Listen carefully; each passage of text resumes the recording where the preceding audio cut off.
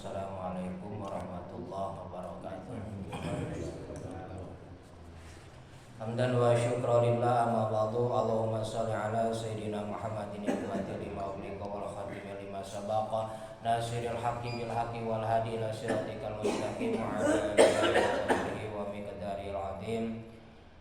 Rabbi shrah sadri wa yassir li amri wahlul 'uqdatam min lisani yafqahu qawli. Rabbi zidni ilman nafi'a warzuqna fahma wa amalan mutaqabbala. Allahumma barik lana fi sya'bana wa balighna Ramadan. Amin. Para jamaah salat subuh yang dirahmati Allah Subhanahu wa taala, alhamdulillah pada pagi ini kita semua masih diberikan kesempatan, yaitu nikmat yang luar biasa ditetapkannya hidayah inayah Allah Subhanahu wa taala, sehingga kita semua bisa melaksanakan salah satu kewajiban kita, yaitu talabul ilmi. Mudah-mudahan kumpulan ini menjadikan suatu wasilah kita benar-benar mendapatkan ridho, rahmat, maghfirah Allah Subhanahu wa taala. Amin. Para jamaah salat subuh yang dirahmati Allah Subhanahu wa taala, karena insyaallah ya besok atau hari Selasa kita menghadapi kedatangan tamu yang mulia, yaitu bulan suci Ramadan. Insyaallah mungkin pada pagi ini untuk kajian fikih sementara terakhir ya. Insyaallah kalau panjang umur dan sehat dilanjutkan nanti bulan Syawal. Ya antara hari besok atau Selasa ya. Untuk melaksanakan ibadah saum nanti sore ada sidang isbatnya. Ya mudah-mudahan kita semua diberikan kesehatan, panjang umur, terutama nanti di bulan suci Ramadan malah bisa merasakan tumaninah, nikmatnya, manisnya ibadah selama bulan suci Ramadan. Amin. Para jamaah salat subuh yang dirahmati Allah Subhanahu wa taala, alhamdulillah pada minggu yang lalu kita sudah membahas dari itu masih tentang salah-satunya salat, diantaranya yaitu tentang masalah pakaian terakhir. Insyaallah untuk pagi ini yaitu tentang disyaratkannya masalah suci dari najis. A'udzubillahi minasyaitonirrajim. Wa qala Ibnu Rusdi rahimahullahu taala wa nafa'ana bi ulumihi wa bi karamati wa nabi as-solihin. Al-babu khamis, bab yang kelima, wa mataratu minan najasi, yaitu tentang disyaratkannya suci dari najis terutama ketika pelaksanaan sholat. Ya kemudian pun udah, namun untuk ketika sholat bagaimana hukumnya najis. Paman qala inna sunnatul muakkadun. Sebagian ulama berpendapat bahwa menghilangkan najis ketika sholat itu hukumnya sunnat muakkad, sunnat yang diharuskan. Wa ya mudu ayyakula inna fardhu bis shalah ay min syuruti sihatiha. Namun tidak mungkin untuk berkata bahwasanya menghilangkan najis ketika sholat itu hukumnya wajib atau fardu dari syarat-syaratnya sholat. Wa man qala inna fardu bi itlaqin fa yajuzu ayakula inna fardu bis shalah. Namun sebagian ulama ada yang berpendapat bahwa menghilangkan najis ketika pelaksanaan sholat itu hukumnya fardu mutlak atau wajib mutlak. Maka dia harus berkata kalau misalnya wajib mutlak ketika ketika kita melaksanakan sholat, maka termasuk surutu sihatiha, yaitu fardunya syarat-syaratnya sholat. Wa yajuzu alla yaqula dzalik, dan ada juga yang membolehkan tentang tidak boleh berpendapat tentang masalah wajib secara mutlak. Wa hukiya Abdul Wahhab anil madhabi bidzalika qaulaini, dan dihikayatkan dari Abdul Wahhab yaitu dari jalur Imam Malik bahwasanya hukum menghilangkan najis itu ada dua kaul pendapat Abdul Wahhab. Ada umma anna izalatan najasati syartu fi syati shalat fi hatil qudrati wa dzikri. Pertama yaitu menghilangkan najis itu sarasanya salat. Maka ketika maksudnya sarasanya salat itu maka hukumnya wajib ketika sanggup atau ingat. Wa qaulu akhar inna laisa syarton. Sedangkan pendapat yang lain masih jauh dari Imam Malik bahwasanya itu bukan syaratnya salat. Artinya kalau bukan syaratnya sholat itu termasuk sunat muakkad ketika menghilangkan najis waktu sholat. Waladhi hakahu min anna syartun la yahtuju ala masyhuri madhabi Malik min annal ghusla najasati sunnatu muakkad, yang maksudnya menghukumi bahwasanya kalau misalnya hukumnya wajib maka tidak musah. Namun secara maksud dari jalur Imam Malik itu menghilangkan najis itu tetap hukumnya sunat muakkad, sunat yang harus yang diharuskan. menghilangkannya. Wa inama yataruju al qaulu bi anna fardu ma dzikri wal qudrati. Namun yang rusak dari kaul Imam Malik itu yaitu menghukumi hukum fardu atau wajib ketika ingat atau sanggup. Waqad mados hadi mas'ab fi kitab taharah, walaupun ini permasalahan sudah dulu ketika bab taharah itu sudah dijelaskan. Wa arafa hunalika asbabu khilafiha, yang saya tahu tentang terjadinya perbedaan pendapat terutama menghilangkan najis waktu sholat itu. Wa innamal ladzi yataluqu biha hunal kalam min dalika hal wa ma fardun mutlaqan mimma yaqau fi shalah yajibu ayakuna fardun fi shalah amla. Maksudnya yang terjadi masalah pembicaraan dalam ini masalah itu yang terjadi ketika waktu sholat itu apakah hukumnya wajib atau tidak. Wal haqqu anna syai' ma'muru bihi 'alal itlaq la yajib wa yakuna syartun fi hadis syai' ma akhara ma'muru bihi. Yang benar itu yaitu ketika ada perintah hal yang wajib. Misalnya ketika ketika pelaksanaan sholat pengen BAB atau buang air kecil, itu udah hukumnya wajib untuk apa? Itu membatalkan sholat. Maka ketika wajib membatalkan sholat, batal wudu, dan pasti kesananya menghilangkan najis pun menjadi hukum wajib. Makanya wa in waqafi illa bi amil akhor, kecuali terjadinya ada faktor yang lain yaitu ketika terjadi itu. Namun kalau misalnya cuma terjadinya ketika sholat, kemudian ada cicak, itu hukumnya sunat. Maksudnya sunat itu kalau ketika sujud bisa kita menggeser, ya. Kalau misalnya ada najis cicak di tempat sujud bisa menggeser. Jadi tidak usah untuk membatalkan sholat kalau itu. Kalau misalnya nempelnya ke badan, airnya ke pakaian misalnya. Kalau misalnya punya rasa sakun dan itu mengkategorikan sunat bahasanya Ustaz Muakkad itu, maka itu bisa membatalkan sholat karena itu akan timbul rasa sakun, keraguan di dalam diri kita kalau misalnya nempelnya ke baju. Tapi kalau misalnya dari min asari sujud tempat sejadah, cukup dengan kita bisa menggeser, tidak pas najisnya. Makanya bahasa yang lebih pasnya itu sunat muakkad, bukan wajib. Jadi tergantung faktor-faktornya kan bahasanya. Jadi untuk menghukumi menghilangkan najis ketika sholat gitu. Jadi yang lebih masyhur, lebih pas itu adalah sunat muakkad gitu ya. Al-babus sadis, bab yang ke-6. Wa amal mawadi'ul lati yusallu fiha, yaitu akan menerangkan tempat yang boleh dipakai sholat. Aina minan nas min aman ajaza sholat fi kulli maudin la takunu fihi najasatun. Sebagian ulama berpendapat semua tempat itu boleh dengan catatan tidak adanya najis di tempat tersebut. Wa minhum manistasna min dalika sabatu mawadi. Sebagian ulama mengecualikan semua tempat boleh, namun ada 7 tempat yang tidak boleh dipakai sholat. Al-mazbalatu pertama tempat sampah, ya, TPK itu tempat sampah. Kedua wal majratu, yaitu tempat penyembelihan darah. Wal maqbaratu, ketiga tempat kuburan. Wa fari'atul tariq, 4 yaitu tengah jalan. Wal hamam, WC. Wa mu'atinul ibil, kandang unta. Wa fawqa dhahri baitillah, dan ketujuhnya yaitu di atas Ka'bah. Karena repot kalau sholat di atas Ka'bah, pertama repot, kedua arah Ka'bah pun, arah kiblat pun susah gitu. Makanya kalau di atas Ka'bah bisa masuk kategori apa di dalam Ka'bah. Wa minhum man istasna min dalikal maqburah faqat. Sebagian ulama mengecualikan yang tidak boleh itu cuma kuburannya saja, tempat yaitu kuburan ya. Jadi kuburan itu tidak boleh. Sebagian ulama cuma kuburan, yang lainnya berarti boleh. Wa minhum man istasna maqbarah wal hamam. Sebagian ulama mengecualikan yang tidak boleh itu kuburan dan WC.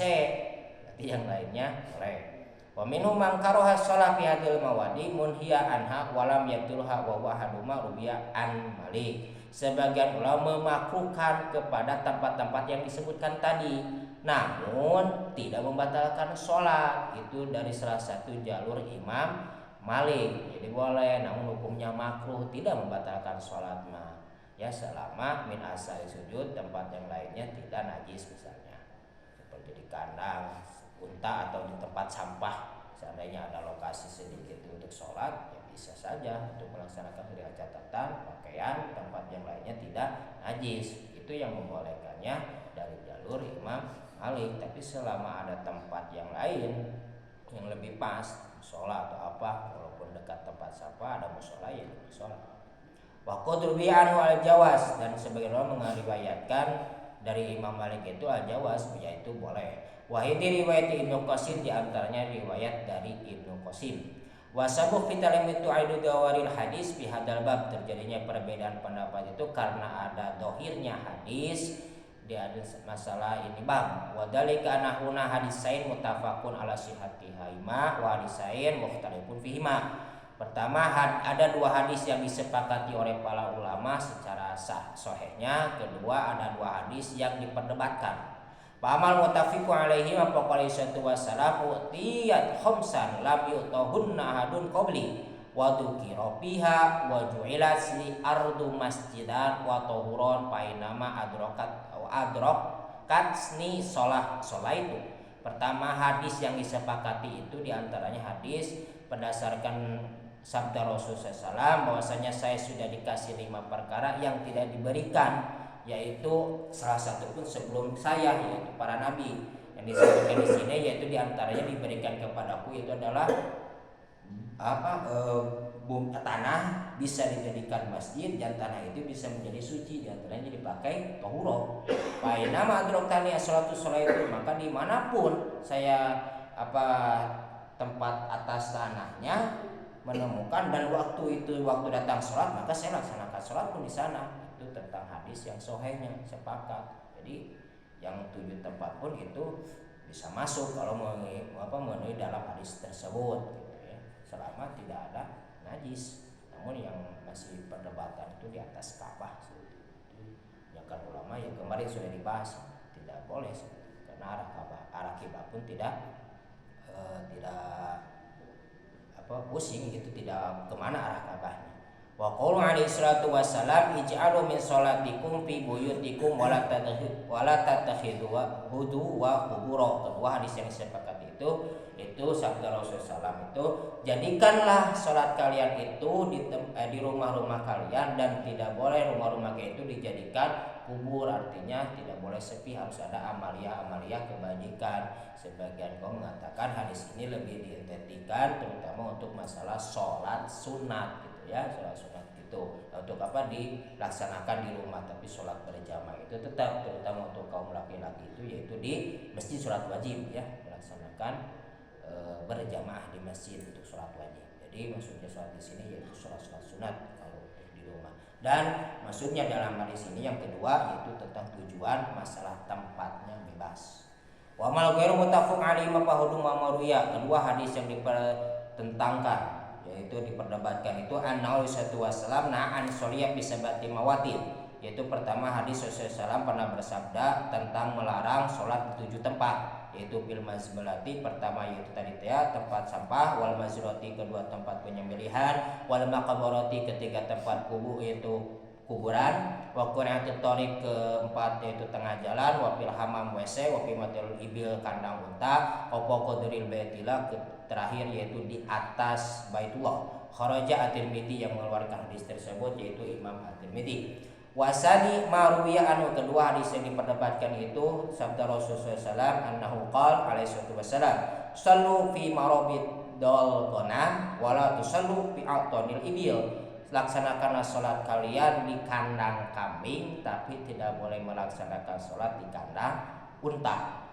Madhaban nas fi hadil hadis, salah satu madhab. Maka sebagian ulama itu berpandang tentang masalah hadis ini ada 3 jalur, 3 madhab. Madhabu tarji wa tasih, sebagian ulama mengambil dari beberapa hadis tersebut itu mengunggulkan dan menghapus sebagian hadis. Wasani madhabul bana ahli banul khas wa alal am. Kedua, melihat hadis-hadis tersebut itu membawa dari khusus menjadi umum. Kemudian ketiga, wasalisu madhabul jam'i. Ketiga, ulama itu mengumpulkan semua hadis. Fa amma man dhahaba madhabut tarji wa nasifa khadabil hadil masyhur wa huwa qauli sallallahu wasallam ju'ilat li al-masjidan wa tahara. Yang dimaksud hadis mengunggulkan dan menghapus sebagian hadis itu, yaitu mengunggulkan terutama tadi hadis yang sabda Rasulullah SAW, ju'ilas fil ardi masjidan wa tahara, bahwasanya Allah telah menjadikan kepadaku itu atas tanah itu masjid wa tahara, dan menjadi suci, jadi boleh dipakai sholat di berbagai tempat. Itu hadis sebagian ulama yang mengunggulkan dan menghapus sebagian hadis yang tadi sebagiannya. Wa qala hadina suli khari anna li hadil minhu yaqadu ila sallallahu wasallam wa dalika mimma la yajuzu nasu, tapi tidak boleh kalau bisa kita itu menghapus hadis yang lainnya, namun tetap semua itu ada fadail, keunggulannya dan keistimewaannya. Dan antaranya 7 tempat itu sebetulnya secara ini pun tidak tidak pas, maka tidak boleh dihapus gitu.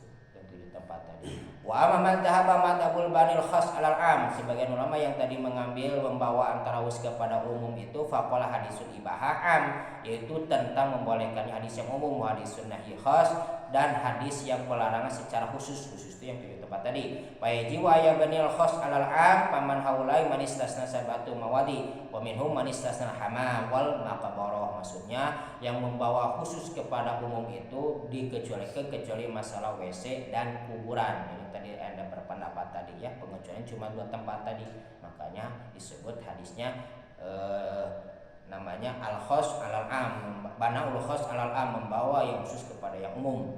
Kemudian waqala hadal wasabit an wasatu wasallam inqad bi aidon nahyu an umma mafrudin, ada juga maksudnya yang masalah khusus WC dan kuburan itu cuma yaitu riwayat hadis secara menyendiri, yaitu masih secara khusus yang tadi WC sama kuburan. Wa minhum man istasnal maqbarah faqat li hadis mutaqaddam, sebagian ulama mengecualikan tentang masalah kuburan saja, yang lain boleh, maka itu hadis yang terdahulu tadi. Awamu madhhab madhabu jam'i wa man istasna khosan min am, ada juga ulama itu yang mengumpulkan semua hadis dan tidak mengecuali secara khusus, yaitu di antara al-nahyu mahmulatan 'alal qarah, namun tempat-tempat tadi yang disebutkan 7 tempat itu hukumnya makruh. Ya, wa faraqa baina al-qarati wal aula ala jawaz, tapi secara utamanya boleh melaksanakan dari 7 tempat tersebut. Itu jadi yang mengumpulkan hadis tersebut hukumnya makruh kalau kita melaksanakan ibadah di 7 tempat yang tadi ya, yang tadi sudah disebutkan, itu mengumpulkan hadis. Berbolehnya diantaranya berbagai tempat, dan ada khusus tempat yang tadi disebutkan, makanya hukumnya makruh kalau melaksanakan di tempat yang tadi. Waqtalafu bil bayul kanais, ulama berbeda pendapat tentang sholat di tempatnya orang Yahudi dan gereja. Gimana hukumnya kalau sholat di gereja dan di tempat Yahudi? Tempat Yahudi God gitu ya, lupa lagi tempat itunya, tempat ibadahnya. Faqaraha qaumun, sebagian kaum itu memakruhkan, tidak memakruh hukumnya ya di tempat tersebut. Wa jazaha qaumun, sebagian ulama membolehkan melaksanakan ibadah sholat di gereja di tempat Yahudi. Wa faraqo qaumun baina yakuna fiha saurun aw la yakuna, namun sebagian ulama membedakan boleh itu kalau tidak ada gambar. Kalau misalnya ada gambar gimana? Misalnya ada itunya ya, salibnya gimana? Ada gambar Yesusnya. Wa madu Ibnu Abbas, itu pendapat dari Ibnu Abbas di antaranya. Liqauli Umar la nadkhulu kana isahum min ajali tamasil. Menurut Ibnu Umar, jalur dari Ibnu Abbas, tidak boleh kalian masuk kepada gereja-gereja karena arah patung-patung. Ini menguatkan tentang tidak boleh dan dihukumi makruh tersebut. Itu ya, tidak boleh kita melaksanakan melaksanakan sholat di dalam gereja. Kalau sholat di ada tempat yang lain, ya di tempat yang lain, walaupun tidak di masjid. Wa ilatu fi man karaha la min ajali tasawwir hamwa ala najasati. Ada juga yang menjadi alasan makanya hukumnya makruh terutama yang ada gambarnya itu karena gambar tersebut membawa hukumnya menjadi hukum najis ya, yang ada gambarnya. Terutama untuk masalah shawur, bukan saja di gereja, bisa memakruhkan pun dari jalur saya itu, terutama dalam pakaian ya, mohon maaf kalau bisa tidak boleh ada yang tulisan ya, terutama di belakang itu bisa mengganggu kepada yang lain, terutama di belakang kita. Jadi ketika sholat baca baju kita gitu. Makanya kalau bisa ya yang polos-polos, tidak ada boleh ada bacaan bisa mengganggu orang lain. Terus watafaqu ala sati alal ardi, dan sepakat para ulama bahwa salat itu di atas tanah. Kemudian wahtalafu fi sholati ala tanafis, berbeda pendapat tentang permadani. Nah, ini mana sholat di sini nih permadani itu kan tidak termasuk suilat ardo ya. Ardo itu kan keramik itu masuk ardo. Wa ghairu dzalika mimma yaq'adu alaihi alal ardi, dan yang seperti yang diduduki selain dari permadani seperti sejarah.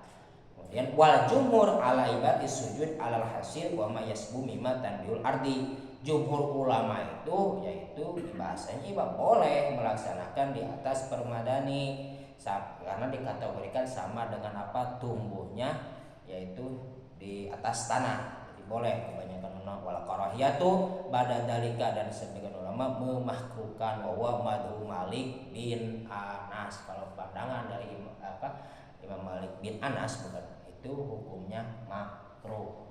Tapi jumhur ulama tetap membolehkan supaya kita terasa nikmatnya juga. Nah, barangkali ada pertanyaan. Mas? Ya, dalam menjalankan sholat Ustaz, ya. kan dalam musim besar, Ya. saya alami sendiri. Jadi sholat itu misalnya tengah-tengah batal gitu aja. Ya. Dalam proses itu batal. Ya. Kita tidak mau keluar dulu gitu ya. Jadi tidak boleh dulu itu ya Pak Ustaz. Keluar dulu kan. Tidak. Ya, batalnya misalnya diantaranya ketut gitu ya. Jangan gitu ya. Nah. Posisi di tengah itu musim besar. Ya. Kalau kita jalan tidak salah saja Pak. Dalam proses sudah berjalan proses Sholat. Nah itu kita jadi harus dulu kan ya. Enggak, wal haqqu itu ya keluar kita. Wal haqqu yang lebih benar itu ya keluar kalau kita batal wudu, walaupun misalnya bisa melewati orang-orang yang sholat sebagian itu ya. Wal haqqu. Namun ada juga yang lihurmati shalah. Lihurmati shalah itu jadi mengikuti sampai selesai, kemudian kita a'adu sholat, sudah beres kita mengulangi sholat karena takut mengganggu orang lain. Ya, ada dua ya. Kalau misalnya tidak mengganggu orang lain kan kita pun kalau melintas orang yang itu tidak boleh kan, sehingga dia disunahkan untuk mengukur kalau ada di depan, itu kembali kepada kita ya. Jadi kalau misalnya lihur mati itu boleh mengikuti sampai salat. Jadi bagusnya mengikuti sampai selesai, dan nanti sudah selesai kita adu sholat. Adu sholat itu melaksanakan sholat kembali ya, yang lebih pasnya kira-kira gitu. Nah, kalau di Saudi rata-rata keluar ya kalau kata, walaupun di jemaah yang banyak mereka biasa udah ya, kecuali orang-orang yang tahu itu biasanya udah ngerti gitu, walaupun harus melewati orang karena itu darurat ya. diperbolehkan. Nah, itu seperti itu. Makanya ada dua gitu tuh. Kalau itu kita tetap di situ posisi satu kosong dihitung. Ya. Jadi posisi kita itu tidak dianggap makmum kan, udah batal. Ini kosong seperti teman. Makanya suka bergilir ke depan. Abdul itu memang keluar walaupun ya. harus mengganggu orang lain karena itu darurat. Tapi orang pasti tahu ini batal, nggak mungkin lah itu batal umpan apa gitu kan. Orang jadi memaklumi. Jadi intinya kayak melihat situasi dan kondisi seperti di Arab itu udah tahu ya, udah kebiasaan. Kalau misalnya ada juga yang berprinsip sebagian tempat daerah itu takut mengganggu sholat sehingga dihormati sholat. Jadi mengikuti sampai selesai, kemudian dia sudah biasa adu sholat. Nah, yang lebih abdul makanya wal haqqu ya seperti di Arab gitu ya. Oh itu orangnya udah paham kalau orang kalau sholat itu pasti batal sholat, seperti imam pun suka ada sampai keluar juga jadi suka ada bergilir menjadi imam kembali, dia udah tahu itu batal sholat. Untuk misalnya posisi makmum ya seperti tadi ya, tergantung ada kebiasaan, ada juga ke daerah itu begitu sampai dia karena melewati hukum tidak boleh melewati sholat sebagian, makanya dia dihormati mengikuti sampai selesai. Jadi itu kembali kepada Bapak kira-kira yakin bisa dan udah mafhum seperti di Arab itu udah mafhum, udah tahu dia kalau sholat pasti batal sholat. Di kita pun kebanyakan sih sebetulnya gitu, termasuk saya juga pun pernah tragedi jadi imam, makanya makanya saya keluar daripada syakun itu keraguan dan saya memimpin dalam keadaan batal, saya jawab pun keluar gitu. Dan ada imam pengganti kembali ke depan. Jadi kembalilah kepada adatul mahkum, adat kebiasaan daerah yang dipahami. Kalau pakaian kita kena alkohol apa sah salat? Najis kecuali anggur yang belum menjadi alkohol itu halal. Termasuk minuman keras. Ya, Aman. najis itu kan. Kalau khamrun aja satun, khamar itu najis. Kalau alkohol yang membersihkan luka apa itu? Maksudnya alkohol biasa ya. Alkohol itu enggak, maksudnya kalau khamar yang itu, alkohol yang biasa itu untuk itu mah tidak sebetulnya. Alkohol yang biasa itu yang menjadi najisnya itu maksudnya ketika ini ya kita diminum, jadi itu alkoholnya itu beda-beda misalnya. Pak dokter lebih tahu nanti. Alkohol untuk itu beda itu. Ya, dia tidak masuk najis alkohol tersebut. Alkohol yang itu mah berarti minumannya, kalau minuman alkohol itu lebih ini identiknya najis kebanyakan ulama, terutama ketika diminum. Kalau alkohol itu masuk ke minyak wangi. Nah, makanya kalau seperti apa itu hukumnya makruh. Ya kan itu ya. Hukum makruh. Ketirikanya makruh, kalau seperti ke minyak wangi makruh. Sebutkan, makanya lebih afdal itu tidak non alkohol. Makruh. Itu masalah alkohol. Ada dua zat, saya pernah baca di Bakso Masak itu. Ya. Alkohol yang produk dalam negeri itu bukan dari barang najis, walaupun dicampur dengan parfum. Ya. Tapi kalau alkohol yang buatan luar negeri, nah itu diragukan apakah dari barang suci atau dari barang najis. Beda memang standarnya. Itu beda standar. Tapi kalau yang alkohol di ke dokter itu tidak apa-apa. Saya betul ya itu. Mungkin kayak tadi kategorinya ada dua. Itulah untuk masalah. Tapi kalau untuk minuman itu udah jelas. Tapi ada pendapat lain, alkohol itu najisnya kalau diminum katanya. Ya. Kalau dipakai tidak. Makanya tadi kalau misalnya diminum bisa apa? Yang bisa tidak menjadi tidak sadar kita menjadi haram. Dan sebagian ulama mengatakan yang kalau ketika sudah menjadi tidak sadar menempel pun menjadi hukum najis. Sebagian ulama mengatakan begitu. Gitu. Mungkin masalah alkohol. Intinya mah, nah tadi lah saya juga kayak Ustaz tergantung pembuatan gitu ya, tergantung pembuatan. Kalau misalnya dari kita kebanyakan ini najisnya maka hukumnya najis. Tapi kalau dari luar negeri katanya ada alkohol yang tidak tergantung mengandung najis, makanya menjadi hukum halal. Kalau misalnya syakun ragu kita mangmang, makanya saya mengatakan hukumnya makruh. Ya, kalau misalnya ragu mangmang tidak biasa pakai alkohol, makruh. Kalau kita ragu. Tapi kalau misalnya tidak ragu, seperti minyak wangi itu tidak apa-apa. Mungkin itu maksudnya yang tadi ada barang-barang yang tidak najis. Mungkin itu untuk masalah alkohol. Yang kalau sholat waktu di rumah sakit yang non muslim ya. itu kan kadang-kadang kalau tidak tahu sengaja tidak terjadi untuk sholat di ruangan pasien itu kan ada salin. Terus ada lagi disediakan tempat, bukan tempat sholat dipakai sholat, tapi ternyata pada hari Minggu itu di situ dipakai haleluya gitu. Ya, Itu gimana gitu? kan tadi yang masalah maksudlah untuk kategori gereja sesuai yang punya gambar. Ya sebagian ulama hukumnya apa? Makruh gitu. Kalau misalnya ada tempat lain lebih utama walaula di tempat yang lain. Kalau misalnya darurat tidak ada lagi tempat, ya di situ pun menjadi sah gitu. Namun tadi kalau mau menghukumi ya hukumnya makruh, ada suara itu, ada gambar itu. Kalau mau menghukumi tadi ya alal qau'ah jadi hukum makruh. Tapi lebih utamanya kalau ada tempat lain ya di tempat lain. Ya kalau ada tempat lain. Kalau misalnya darurat ya sah sholatnya, tidak membatalkan. Iya, kalau salib itu anggap aja itu mainan aja menurut saya. Mainan biasa.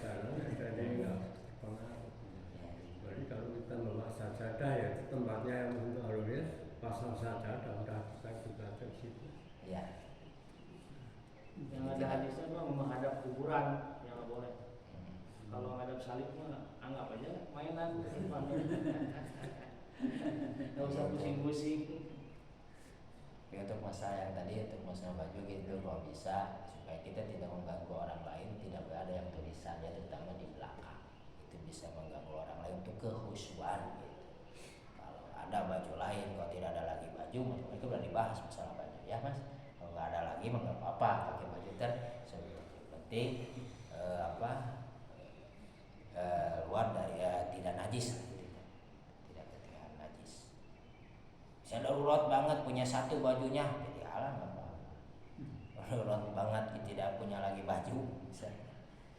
Walaupun terkena najis pun menjadi tidak apa-apa, halal, jadi sah sholatnya. Kalau benar-benar darurat. Tadi dijelaskan bahwa tidak boleh sholat di kuburan. Kalau misalnya di karangan kuburan bisa Tidak boleh sholat di kuburan. ya. Kalau di perkarangan kuburan, biasa dalam kuburan gede-gede itu kan ada musola. Itu beda, itu bukan kuburan, musola. Ada Ada kuburan. perkarangan kuburan. Jadi si musolanya itu Di tengah-tengah. di tengah-tengah kuburan. Itu sholatnya di mana? Di musolanya. Ya, tidak boleh sholat di kuburan itu bagaimana? Ya maksudnya di pas kuburan itu tidak, jadi tempatnya itu menghadap ke kuburan gitu. Ada kuburan. Iya. Kalau di samping kuburan boleh. Boleh. Penting maksudnya lebih nanti ke untuk arahnya itu, tapi sama ke kiblat, namun si pas posisinya itu kita menghadap kuburan, jadi di sampingnya mah nggak apa-apa. Di samping kuburan. Gitu. Ya para wali yang biasanya lama kan sholat di samping kuburan gitu. Kuburannya, jadi yang tidak boleh itu pas menghadapnya kita itu ke kuburan. Kalau di sampingnya nggak apa-apa. Apalagi kalau ada musola, jadi musola. Maka hadis yang maksudnya itu yang sepakat ulama ju'ilat ardo, dijadikanlah tanah itu masjidan wa toharon, masjid dan menjadi suci. Artinya di berbagai tempat boleh gitu. Yang lebih masyhurnya, makanya hadis yang masalah menghadap kubur, yang bukan menghadap ya, di masalah tempat kuburan itu disebut hadisnya ghairul mutafakin, hadis perdebatan. Jadi ada yang beridentik tetap tidak boleh ya, walaupun di daerah sana. Ada yang beridentik yang nggak apa-apa. Hadis yang maksudnya yang tadi gitu. Kalau sudah ada tembok, bang, walaupun di depan kuburan, depannya kuburan tidak masalah, karena itu bukan menghadap kuburan, menghadap tembok. Ada sekat itu ya. Ini masjid misalkan, biasanya di masjid-masjid kalau di daerah Jawa di pekarangan depannya itu ada kuburan pendiri atau ahli waris yang mewakafkan. Itu biasanya. Kalau sudah ada sekat tembok, itu sudah bukan menghadap kuburan lagi, walaupun di belakang tembok itu ada kuburan. Yang tidak boleh itu menjadikan kuburan tempat sholat, khusus tempat sholat, khususkan kuburan tempat sholat nggak boleh. Karena Nabi pernah sholat di kuburan ketika sholat gaib gitu.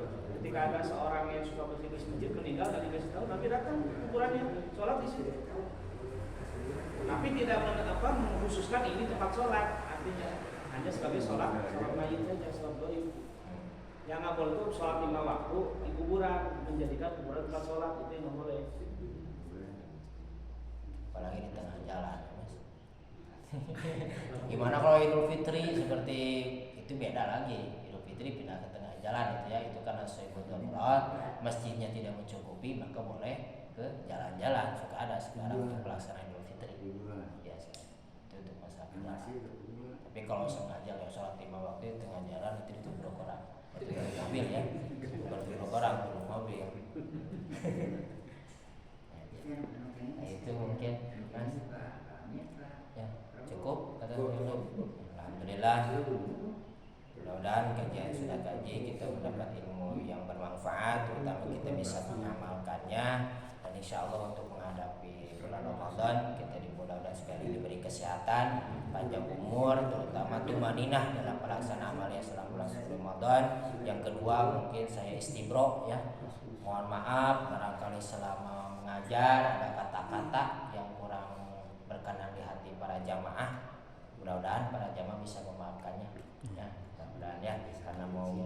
bulan suci Ramadan. Mungkin segitu yang saya dapat sampaikan. Mari kita tutup kajian dengan doa kifaratul majlis. Semoga subhanallahi wa bihamdihi asyhadu an la ilaha illa anta astaghfiruka wa atubu ilaik.